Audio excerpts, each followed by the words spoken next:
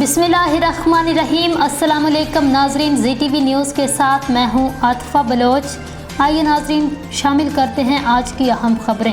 Bahawalpur district police officer Asad Sarfraz Khan کی زیر command جرائم پیشہ افراد کے خلاف کارروائیاں جاری۔ گزشتہ روز کی مختلف کارروائیوں میں 4 ملزمان گرفتار، بھاری مقدار میں شراب اور منشیات برآمد۔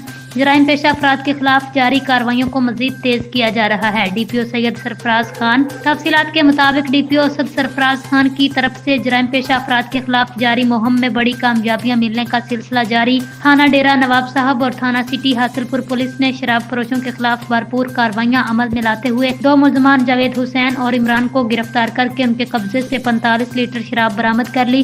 اسی طرح تھانہ سول لائنز اور تھانہ سٹی احمد پور شرقیہ پولیس نے منشیات فروشوں کے خلاف گھیرا تنگ کرتے ہوئے 2 ملزمان شعیب عرف شبو اور سہیل پرہاڑ کو گرفتار کر کے ان کے قبضے سے 520 گرام ہیروئن اور 2000 گرام چرس برآمد کر لی۔ پولیس نے گرفتار ملزمان کے خلاف علیحدہ مقدمات درج کر کے تفتیش شروع کر دی۔